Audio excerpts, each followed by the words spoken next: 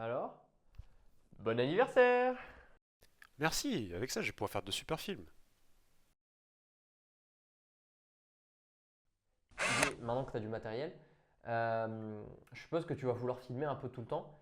Et je me demandais, est-ce que tu accepterais de me suivre au travers de mes chroniques, mais jusqu'à ma mort? Attends, quoi? T'es malade? Oh, rien de tout ça, t'inquiète pas. Non, c'est juste que je me disais, ça pourrait être intéressant pour la postérité d'avoir, en attendant que je devienne célèbre, d'avoir des rushs de moi. Regarde Clément Condantin. Ok, donc juste pour satisfaire ton ego. Exactement. Ok, je veux bien. Mais t'as intérêt à devenir célèbre. Ou à mourir à 27 ans, dans un coup d'éclat. Regarde, on a déjà dépassé les 100 vues. C'est le début de la gloire. Maintenant, il faut que j'arrive à trouver le sujet de la prochaine chronique.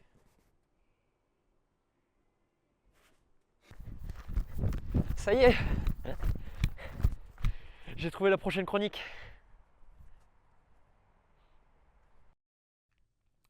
Salut à tous, aujourd'hui on se retrouve avec un chef-d'œuvre de Tatsuki Fujimoto, paru en 2022 et édité chez nous par Crunchyroll. L'auteur a déjà publié deux chefs-d'œuvre que sont Fire Punch et Chainsaw Man. Mais on en reparlera un de ces jours. Hé, une seule prise.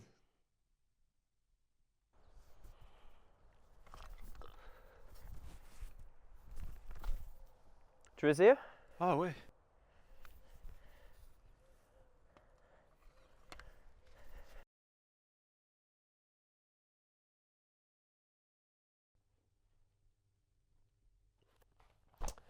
Tu vois, les graphismes sont assez étranges à décrire.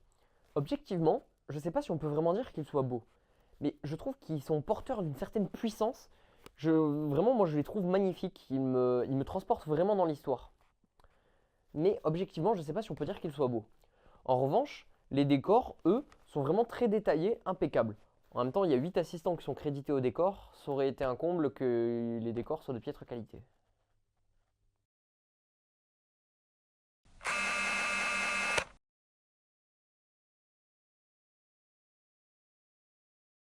Mais d'ailleurs, ça parle de quoi, Adieu Eri? Parce que t'arrêtes pas de me dire que c'est bien, mais je sais même pas de quoi ça parle. Non mais, on parle pas pendant un film. Viens t'asseoir, je te raconterai après.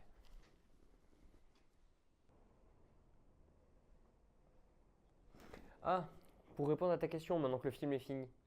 Adieu Eri, au Sayonara Eri, raconte l'histoire de Yuta, un jeune homme qui reçoit une caméra pour son anniversaire et filme les derniers instants de sa mère malade pour en faire un court métrage, mais il est mal reçu par les spectateurs. Il a alors après la possibilité de prendre sa revanche en réalisant un court métrage, incité par une de ses camarades, Ellie. Bon, je te spoil pas, hein, tu vas me faire le plaisir d'aller le lire au plus vite avant que je me fâche. Mais oui, t'inquiète, je vais même le lire ce soir si tu me le prêtes. Hum.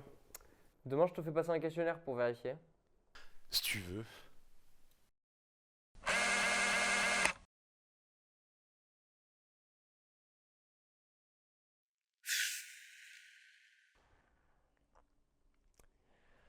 C'est vraiment pas terrible mes notes, hein.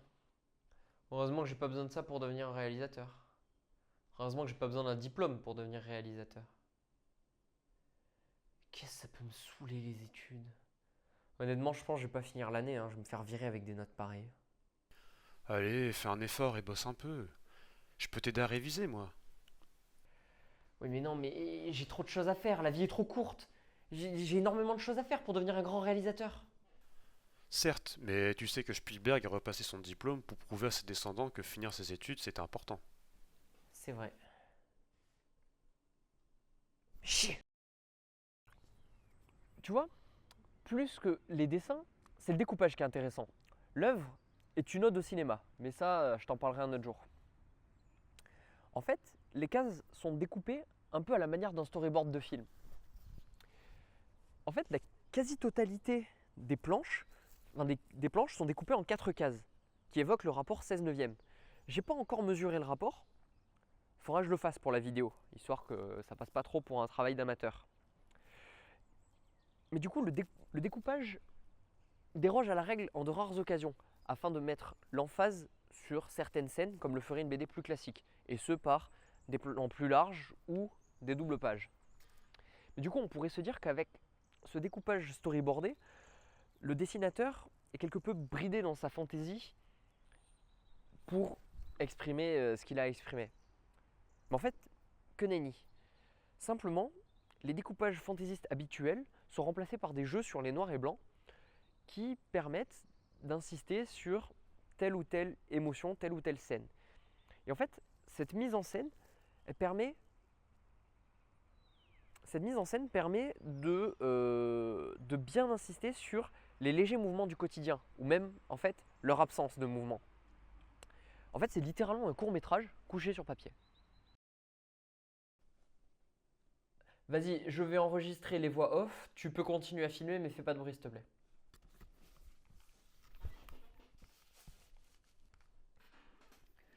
Tatsuki Fujimoto nous livre là un vibrant hommage au cinéma, et plus particulièrement, selon moi, au code narratif du cinéma. En effet, on n'a pas spécialement de citation à de célèbres films qui ont bâti le cinéma, tout juste 2 images évoquant des films, l'une évoquant, je suppose, Fight Club. Oui, j'ai un aveu à vous faire, je suis très peu culturé en termes de cinéma. Et 3 évocations à des films, dont Sixième Sens. L'œuvre est tout d'abord un hommage à la fois au film en found footage et au documentaire.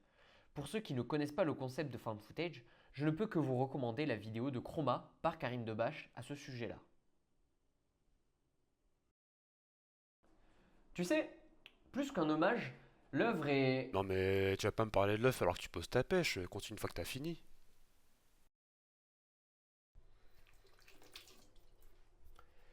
Je disais, donc tu m'interromps tout à l'heure, que plus qu'un hommage, l'œuvre vient questionner notre rapport à la fois à la fiction mais aussi à la réalité.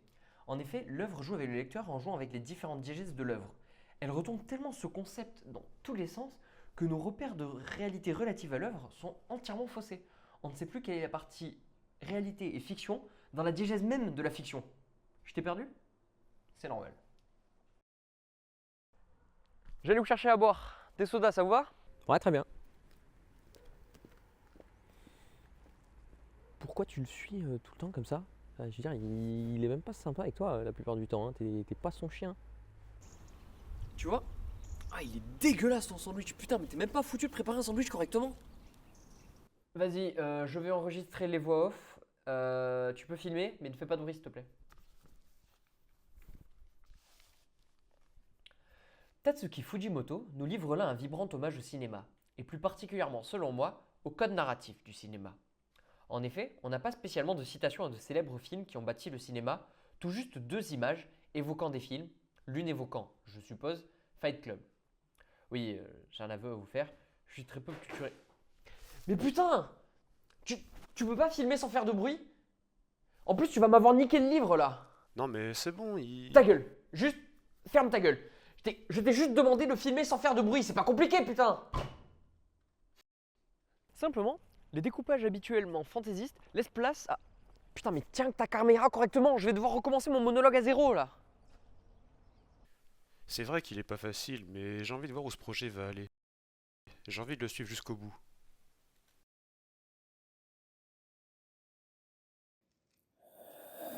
Ça va?